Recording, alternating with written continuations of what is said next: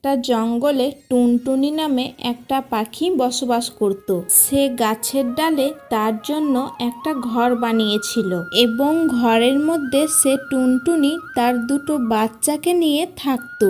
একদিন হঠাৎ জঙ্গলে ঝড় বৃষ্টি শুরু হয়ে যায় এবং টুনটুনি ঘরের বাইরে বের হতে পারছিল না।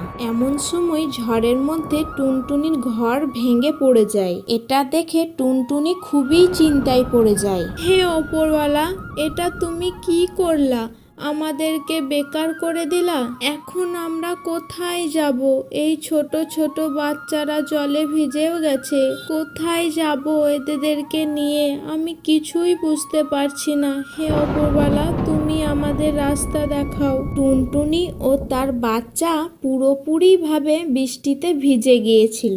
বেচারি ওই টুনি পাখি কিছুই ভেবে পাচ্ছিল না সে কোথায় যাবে। তারপর সে পাশে থাকা কালু কাকের কাছে যায় সাহায্যের জন্য। কালু ভাই, ও কালু ভাই, দরজা খোলো। তোমার বাড়িতে কি আমাদের জন্য কোনো জায়গা হবে? আমার বাড়ি ঝড়ের মধ্যে ভেঙে গেছে। আমার বাচ্চারা বৃষ্টিতে ভেজেও গেছে। একটু দয়া করে দরজা খোলো না কালু ভাই। তারপর কালু কাক ঘরের ভেতর থেকে বলে, কেন চিৎকার করছিস? কি অসুবিধা হয়েছে তোর? যদি তুই বৃষ্টিতে ভিজছিস তো আমি কি করব? আমি দরজা খুলবো না। আমার বাচ্চারা গরমে ঘুমাচ্ছে। আমি দরজা খুললে ঠান্ডা হাওয়ার কারণে তাদের ঘুম ভেঙে যাবে। আমি দরজা খুলবো না। যাও অন্য জায়গায় গিয়ে দেখো। কালু ভাই, আমি বৃষ্টি হওয়ায় পর্যন্তই তোমার বাড়িতে থাকবো। আমাদের বাচ্চার ওপর একটু দয়া করো। আমার বাচ্চারা দেখো না, ঠান্ডাতে কাঁপছে, গোটাই ভিজে গেছে। দয়া করো না কালু ভাই। আমি দরজা খুলবো না। তুমি অন্য কোথায় যাও। আমার দিমাগ খারাপ করিও না। এই বলে কালু কাক ঘরের দরজা খুলল না। বেচারি টুনটুনি বাচ্চাদেরকে নিয়ে বান্টি পাখির কাছে যায়। বান্টি ভাই, ও বান্টি ভাই, দয়া করো আমাদের ওপর। দরজা খোলো না বান্টি ভাই। আমরা সারা রাত্রি বৃষ্টিতে ভিজে গেছি। একটু দয়া করো না বান্টি ভাই। এটা শুনে বান্টি ঘরের দরজা খুলে বাইরে আসে। টুনটুনি, আমি তোমাকে আমার ঘরে থাকতে দিতাম, কিন্তু আমার বউ কালকেই ডিম দিয়েছে। তার জন্য ঘরে আমাদেরই থাকার অসুবিধা হচ্ছে।